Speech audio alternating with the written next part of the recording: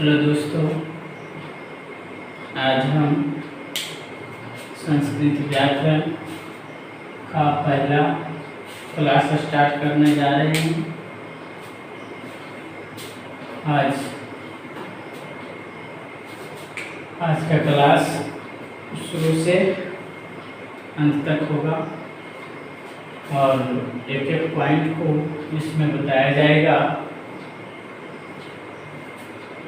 पहला है, हम संस्कृत पढ़ेंगे तो व्याकरण क्या होता है, तो व्याकरण के बारे में लिखेंगे। व्याकरण वह शब्द शास्त्र है, लिखेंगे परिभाषा। व्याकरण वह शब्द शास्त्र है जिससे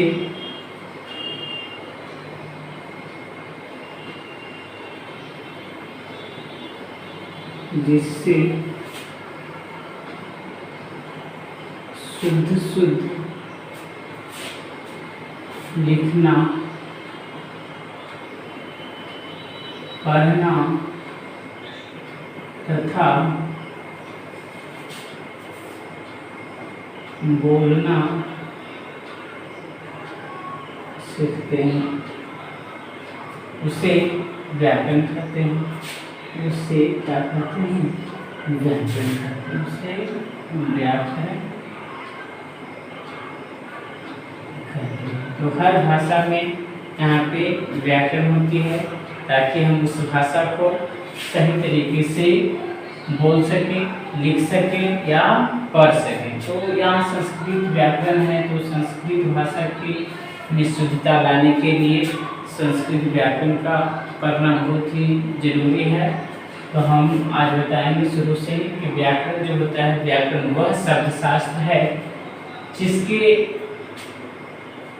जिससे शुद्ध हम लिखना, पढ़ना और बोलना सीखते हैं। इसे हम क्या करते हैं? व्याकरण कहते हैं। तो व्याकरण को 5 भागों में बांटा गया है। व्याकरण को हम कह सकते हैं कितना भागों में बांटा गया है? व्याकरण को 5 भागों में बांटा गया है। इस तरह से हम लिखेंगे व्याकरण। पहला हम कह सकते हैं वर्ण विचार।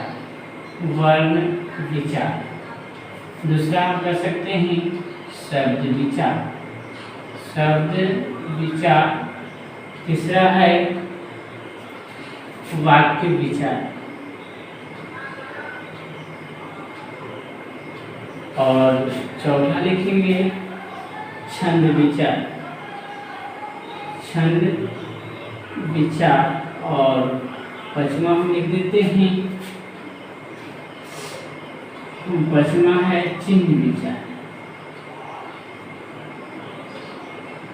तो संस्कृत में व्याकरण को 5 भागों में बांटा गया है, आप देख सकते हैं। पहला है वर्ण विचार और दूसरा है शब्द विचार, वाक्य विचार, छंद विचार और चिन्ह विचार। तो सबसे पहले हम वर्ण विचार के बारे में चर्चा करेंगे, जिसमें हम वर्णों के अध्ययन करते हैं, उसे वर्ण विचार करते हैं। जिसमें हम शब्दों का अध्ययन करते हैं, शब्दों के बारे में जानते हैं, उसे हम शब्द विचार करते हैं।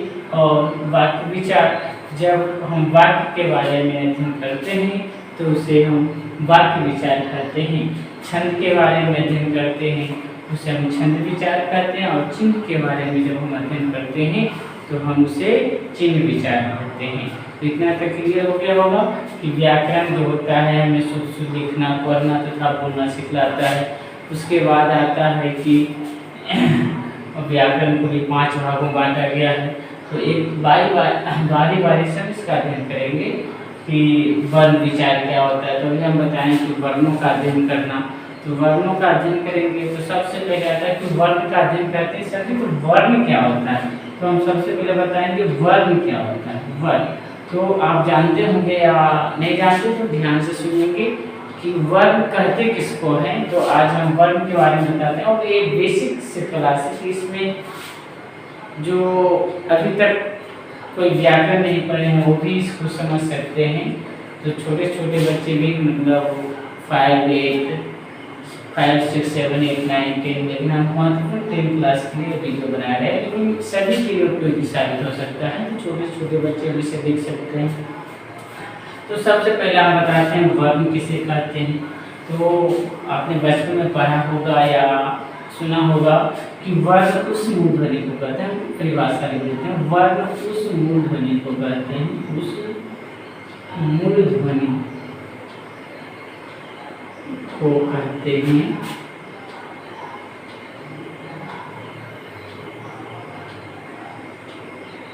जिसका खंड या टुकड़ा नहीं किया जाता उसे वर्ण कहते हैं। तो ये परिभाषा आप जानते हैं कि उसे वर्ण कहते हैं। कि वर्ण जो होता है, वर्ण उस मूल ध्वनि को कहते हैं जिसका जो होता है मूल ध्वनि को कहते हैं जिसका खंड या टुकड़ा, मतलब इतना छोटा रूप कि उसे हम फिर से तोड़ नहीं सकते हैं, उसे क्या कहते हैं, वर्ण कहते हैं। जैसे हम एक क लिखते हैं, लेकिन ये 2 टुकड़ा में बढ़ता है, तो 2 टुकड़ा में कैसे बटेगा, तो एक आधा क और उसके बाद अ। तो ये अब ये जो ए वर्ण है, अब इसे हम तोड़ नहीं सकते हैं, तो ये हो गया क, ये हो गया अ। तो वर्ण को इस तरह से 2 भागों में तोड़ देते हैं। यहाँ से उत्पन्न होता है कि वर्ण 2 भागों में बांटा गया, वर्ण को भी कितने भागों में बांट दिया गया, 2 भागों में बांट दिया गया है। तो इसे जानना बहुत जरूरी है, क्योंकि आगे जाकर वर्णों के यूज होते हैं, और जब हम वर्ण के बारे में नहीं जानते हैं तो फिर हमें वहाँ पे तकलीफ होती है। जैसे हम लिख सकते हैं, यहाँ पे जैसे हम लिख सकते हैं कि जिसका फिर से टुकड़ा ना हो, जिससे स्वर जितने होते हैं, मतलब हम कह सकते हैं या हर्षई, दीर्घई, सौ, दीर्घौ, है ना, इस तरह से लोग कर सकते हैं, या कर सकते हैं आधा क, हलंत मार देंगे ख, ग, च, है ना, इस तरह से च लिख सकते हैं, च या च, है ना। तो इधर कर सकते हैं, है ना, ये सब वो वर्ण हुए। तो वर्ण को भी कितने भागों में बांट दिया गया, तो 2 भागों में। तो इस तरह से हम कह सकते हैं वर्ण को कितने भागों में बांट दिया गया, तो लिख सकते हैं कि वर्ण को 2 भागों में बांटा गया, 2 भागों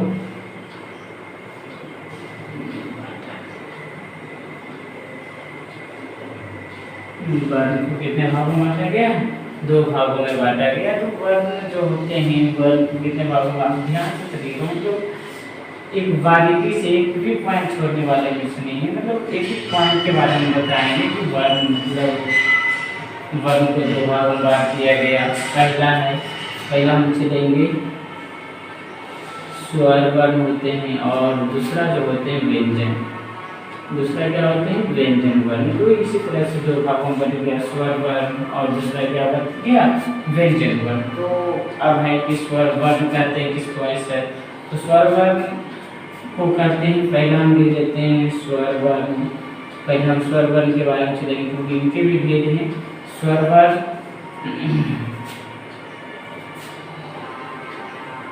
जिस वर्ण के उच्चारण में, जिस वर्ण के उच्चारण में किसी दूसरे वर्ण की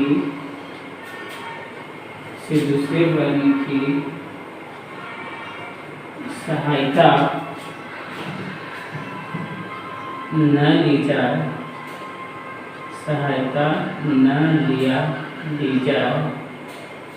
उसे स्वर।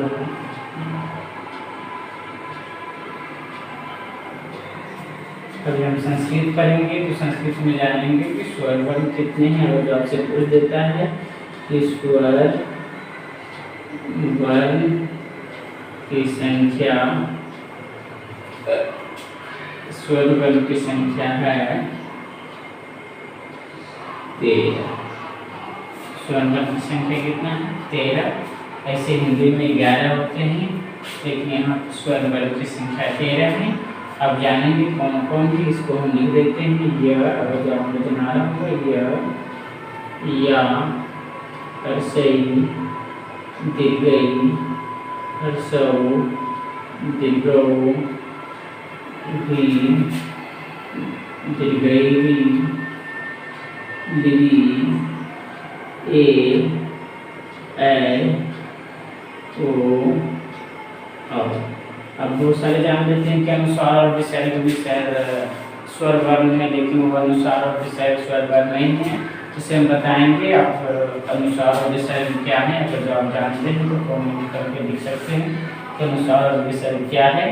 बहुत सारे बच्चे उसे हम स्वर मान देते हैं कि सर उसको भी जोड़ देते हैं, और दी और दी को भूल जाते हैं।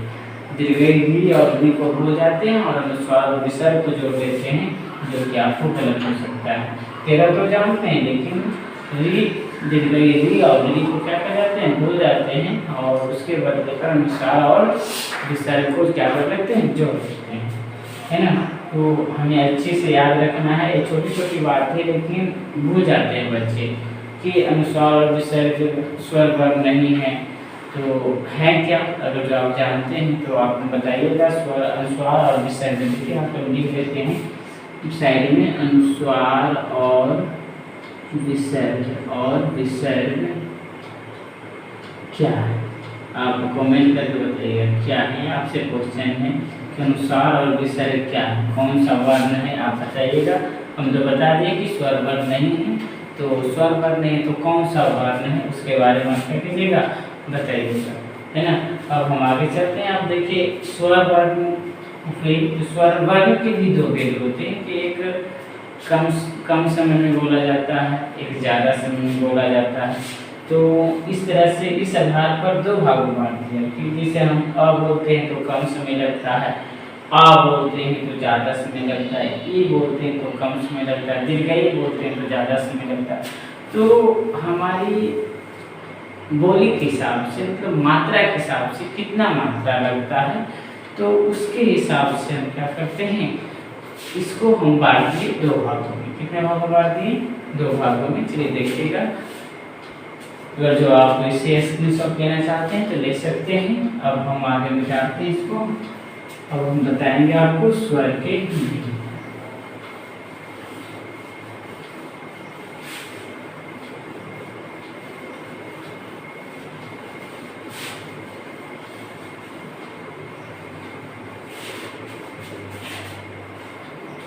चलिए अब वो आते हैं कि स्वर के दो भेद हैं। स्वर वर्ण के भी कितने भेद हैं, स्वर वर्ण के दो भेद हैं। चलो हम दोनों का नाम लिख देते हैं। स्वर वर्ण के कौन कौन सा है, पहला है ह्रस्व स्वर और दूसरा है दीर्घ स्वर। दीर्घ स्वर, इसका दो नाम है, एक इसको हम कहते हैं मूल स्वर, क्या कहते हैं, या मूल स्वर, इसको हम मूल स्वर भी कहते हैं, और इसको हम संधि स्वर कहते हैं। हम स्वर कहते हैं संधि स्वर। तो स्वर को दो भागों में बांटा गया है, एक मूल स्वर हो गया और एक संधि स्वर हो गया। तो मूल स्वर में कौन कौन आते हैं, तो मूल स्वर में आते हैं, हम बताएंगे। इसका परिभाषा शास्त्र लिखते हैं कि हम मूल स्वर कह सकते हैं, मूल स्वर, या इसको हम क्या कर सकते हैं, ह्रस्व स्वर, ह्रस्व स्वर, है ना। तो इसका परिभाषा होता है जिस स्वर के उच्चारण में, जिस स्वर के उच्चारण में एक मात्रा का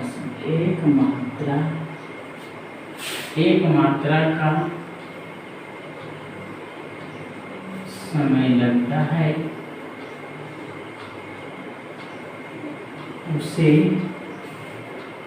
उसे क्या करते हैं, मूल स्वर कहते हैं। हम दोनों नाम नहीं लिखते हैं, मूल स्वर कहते हैं। बाकी आप तो जान ही गए होंगे कि मूल स्वर और ह्रस्व स्वर एक ही है। तो जिसमें एक मात्रा, मतलब कम मात्रा का समय लगता है, उसे हम ह्रस्व स्वर कहते हैं। और इसकी संख्या भी जान लेते हैं कि इसकी संख्या कितनी है, क्योंकि कभी कभी परीक्षा में पूछ देता है कि इसकी संख्या क्या है। बहुत सारे बच्चे गलत मार के चलाते हैं, तो गलत नहीं मारना है, ध्यान से पढ़ना, छोटी छोटी बात ही गलत करती है। इसकी संख्या जो है कितना है बताएंगे तो 5 है। इसकी संख्या कितना है 5, इसकी संख्या कितना है 5। अब बता देते हैं कौन कौन है इसको हम जैसे हम लिख देते हैं जैसे कौन कौन है। तो इसका है फिर है हर्षयु, फिर है हर्षौ और फिर है एक री और एक है विधि। आप देख लेंगे 5 हो गया, 3 2 5 कितना हो गया, इसकी संख्या कितना हुई 5 होगी। तो आप अपने आप बता सकते हैं कि जब हर्ष स्वर 5 हो गया तो दीर्घ स्वर कितना होगा, कमेंट करके बताइएगा कि दीर्घ स्वर कितना होगा। तो ध्यान होगा आपको पीछे तो आप बता सकते हैं कि दीर्घ स्वर की संख्या कितना थी। तो आसान है कि जब स्वर वर्ण की संख्या कितना था 13 था, तो ये हर्ष स्वर हो गया 5, तो दीर्घ स्वर कितना होगा सर, तो 8 5 है, तो 8 जो हो गया क्या हो गया दीर्घ स्वर हो गया। दीर्घ स्वर की संख्या कितना होगी 8। अब आप दीर्घ स्वर भी बता देते हैं कि दीर्घ स्वर क्या होता है। तो दीर्घ स्वर जो होता है दीर्घ स्वर, तो बस सिंपल परिभाषा है। जिस तरह से इसमें एक मात्रा का समय लगता है उसमें 2 मात्रा लगता है। जिस स्वर के उच्चारण में, जिस स्वर के उच्चारण को समझते हैं ना, जब हम बोलने में कर सकते हैं क्या करने में, मतलब वो जिस स्वर के को बोलने में, तो जिस स्वर के उच्चारण में कितना समय का मात्रा लगे 2 मात्रा का समय लगे, 2 मात्रा का, ध्यान से 2 मात्रा का क्या लगे समय लगे, उसे क्या कहते हैं। तो जिस स्वर को उच्चारण में 2 मात्रा का समय लगे उसे हम दीर्घ स्वर कहते हैं। या संधि स्वर भी आप देख सकते हैं कि दीर्घ स्वर हम संधि स्वर, कोई दिक्कत नहीं, दीर्घ स्वर कहते हैं। तो आप याद हो गया होगा, यहाँ पे बस सिंपल परिभाषा है कि जिस स्वर के उच्चारण में 2 मात्रा का समय लगे उसे हम क्या करते हैं दीर्घ स्वर कहते हैं। तो दीर्घ स्वर आप जान गए होंगे कि दीर्घ स्वर क्या कहते हैं। इसकी संख्या हम लिख देते हैं इसे, तो यही लिख देते हैं कि इसकी संख्या कितना है, इसकी संख्या अभी बताएं 8 है। कितना है 8 है, इसकी संख्या 8 है। हाँ जी, और कौन कौन है तो आप जान ही गए होंगे। आप जैसे लिख दीजिए, जैसे आ, फिर आओ क्या है आ के बाद दीर्घई, दीर्घऊ, दीर्घई भी अभी बताए थे, और उसके बाद ए ओ औ, है ना। फिर अनुस्वार को बताई थी कि नहीं है ना। तो कमेंट करिएगा, अगर नहीं आएगा तो पूछिएगा, आप कमेंट करके पूछ सकते हैं सर क्या होता है अनुस्वार और विषय, तो हम आपको बताएंगे, है ना, अगले क्लास में। आज की क्लास है ना स्वर तक ही रहने देते हैं, फिर हम अगले दिन आपको कौन सा बच गया तो व्यंजन वर्ण के बारे में बताएंगे। स्वर वर्ण समाप्त हो गए, 2 ही भेद होते हैं स्वर वर्ण के, और स्वर वर्ण की संख्या कितनी होती है 13 होती है, और ह्रस्व स्वर की 5 होती है, और दीर्घ स्वर की 8 होती है। कौन कौन होता है मालूम चल गया। जिस स्वर के उच्चारण में कितना मात्रा का लगता है 1 मात्रा का समय लगता है उसे ह्रस्व स्वर कहते हैं, और जिस स्वर के उच्चारण में 2 मात्रा का समय लगता है उसे क्या कहते हैं दीर्घ स्वर कहते हैं। इसकी संख्या कितना है, इसकी संख्या 8, आप गिन सकते 1 2 3 4 5 6 7 8, इसकी संख्या 8 है।